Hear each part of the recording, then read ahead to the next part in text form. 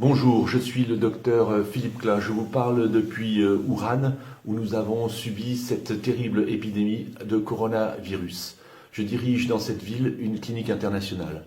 Cela fait maintenant 2 mois et demi qu'a débuté à Wuhan une épidémie que les autorités scientifiques chinoises ont rapidement imputée à un nouveau virus qu'aucun système immunitaire ne connaît sur la planète, en l'occurrence un nouveau coronavirus. C'était pour nous une situation inédite, avec un ennemi inconnu et invisible, et il a fallu s'adapter jour après jour et lutter dans une véritable course contre la montre.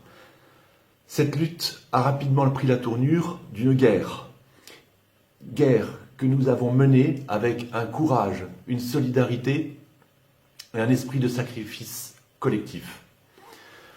Maintenant, je veux prendre la parole. Je veux prendre la parole pour expliquer aux Français ce qui s'est passé ici, afin qu'ils comprennent ce qu'il faudra faire chez nous pour arriver au même résultat. Même si la Chine vous semble très loin, même si les Chinois vous semblent différents, il s'agit du même virus, et ce virus s'attaque de la même façon à tous les êtres humains. Malgré tous les efforts réalisés en Chine pour arrêter cette épidémie, le virus est aujourd'hui en train de se répandre et de se multiplier en Europe et chez nous. J'ai vu sur la télévision française des spécialistes dire qu'il ne fallait pas s'inquiéter.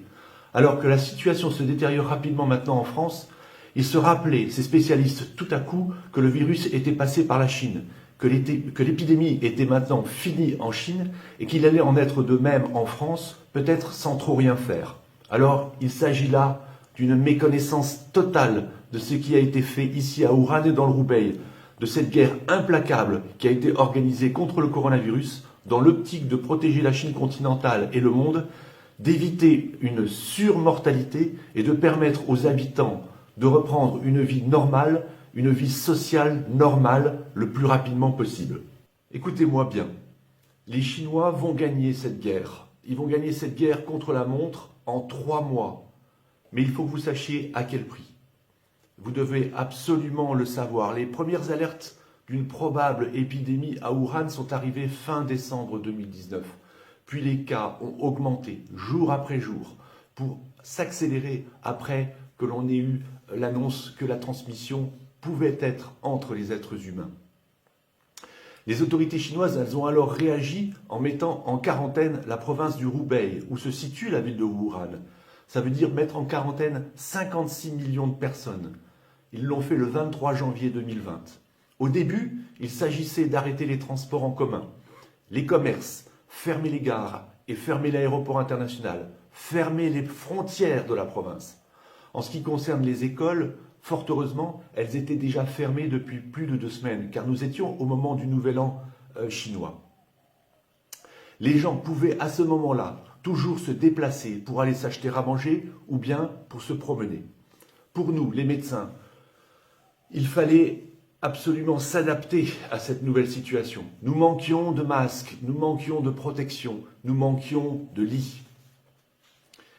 À ce moment, la prise en charge des patients présentant des symptômes peu marqués, c'est-à-dire 85% des personnes dans le cadre de cette infection, étaient confinés à leur domicile. À la mi-février, les autorités chinoises ont constaté que toutes ces mesures étaient insuffisantes. L'épidémie n'était pas contrôlée après 3 semaines de quarantaine. Et donc, il fallait absolument intensifier la guerre. Et c'est à ce moment-là que les autorités chinoises ont pris 2 mesures radicales qui ont changé le cours des choses. 2 mesures radicales qui ont permis de finalement contrôler en 4 semaines l'épidémie. La première chose a été qu'ils ont imposé un confinement strict à toute cette population de 56 millions de personnes, c'est-à-dire la nécessité de rester dans ces appartements.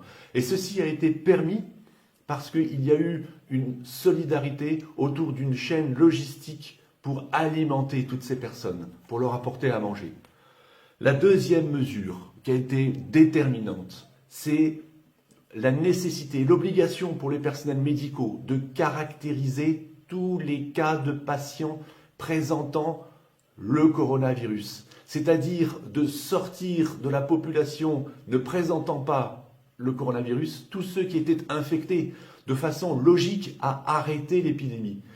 Ceci a été permis grâce au travail des médecins qui ont isolé les patients présentant le coronavirus et les patients au contact de ces sujets sur des critères cliniques, sur des critères scannographiques essentiellement, car on sait que ce coronavirus donne des pneumonies avec des images tout à fait caractéristiques au scanner thoracique.